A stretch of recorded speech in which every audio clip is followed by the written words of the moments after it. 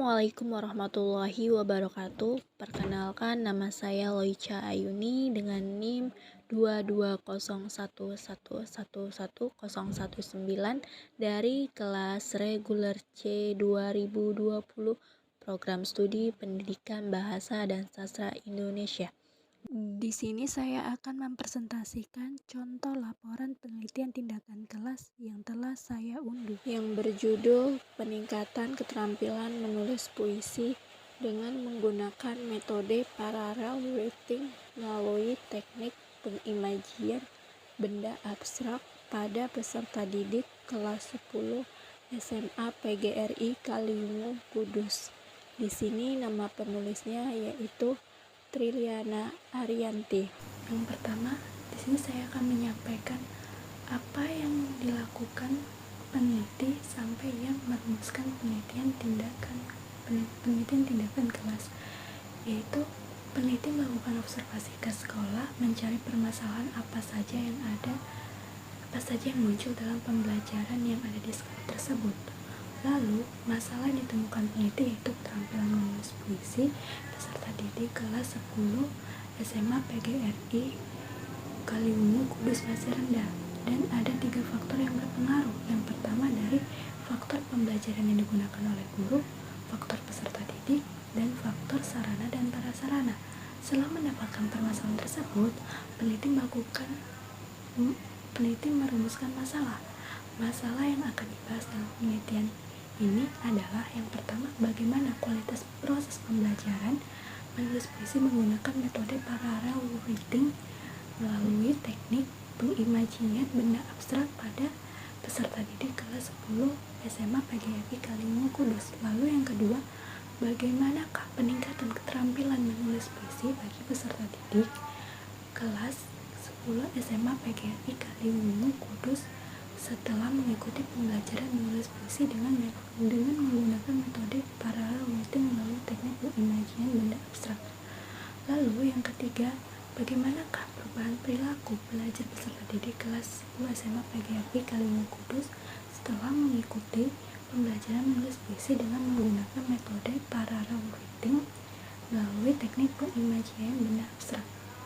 Lalu yang kedua, apakah peneliti cermat dalam memilih teori sebagai landasannya? Menurut saya sudah relevan karena teori yang diambil oleh peneliti membahas tentang permasalahan yang peserta didik hadapi, yaitu memilih diksi yang tepat dalam menulis puisi. Yang kedua, ide atau gagasan yang harus digunakan di dalam puisi. Yang ketiga, minat dan ketertarikan pada pembelajaran menulis puisi. Dan yang keempat, karya pengarang, dan yang kelima, puisi para sastrawan. Lalu yang ketiga, instrumen apa yang digunakan peneliti dalam mengumpulkan data. Nah, instrumen yang digunakan dalam teknik ini yaitu teknik pengumpulan data. Dalam penelitian ini penulis menggunakan 2 teknik pengumpulan data, yaitu menggunakan tes dan non-tes, dan dilakukan 2 kali, yaitu pada siklus pertama dan siklus kedua. Lalu, dalam tes ini siswa melaksanakan tugas secara individu, yakni setiap peserta didik memproduksi menulis puisi pada lembar yang telah disediakan. Lalu, sedangkan teknik non-tes, peneliti menggunakan angket, pengamatan atau observasi, wawancara, dan catatan lapangan atau jurnal. Lalu, uraikan proses pelaksanaan tindakan di setiap siklus, telaah apakah ada perbedaannya. Nah, di sini saya akan menjelaskan pelaksanaan siklus pertama. Proses tindakan siklus pertama meliputi perencanaan, tindakan, pengamatan, dan refleksi, yang merupakan awal kegiatan peneliti untuk mengetahui kondisi awal peserta didik mengenai kemampuan peserta didik dalam pembelajaran keterampilan menulis puisi dengan metode parallel writing melalui teknik pengimajian benda abstrak. Dengan adanya refleksi yang meliputi analisis dan penilaian pada proses tindakan pada siklus 1 akan muncul penilaian baru guna mengatasi permasalahan tersebut. Lalu sehingga memerlukan perencanaan ulang, tindakan ulang, pengamatan ulang, ulang pada siklus kedua. Nah, proses tindakan siklus kedua ini merupakan tindakan lanjut dari siklus 1, yaitu memperbaiki kesalahan-kesalahan dan perilaku yang menghambat kegiatan menulis puisi. Dalam proses tindakan siklus 1 dilakukan dalam 4 tahap, yaitu perencanaan, tindakan, observasi, dan refleksi. Nah, untuk siklus 1 ini bertujuan untuk mengetahui keterampilan menulis puisi peserta didik, lalu kemudian dipakai sebagai refleksi untuk melakukan siklus 2.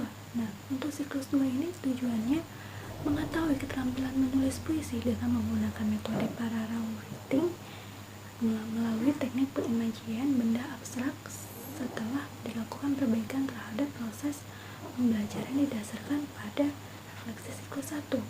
Nah, untuk mengetahui perbedaannya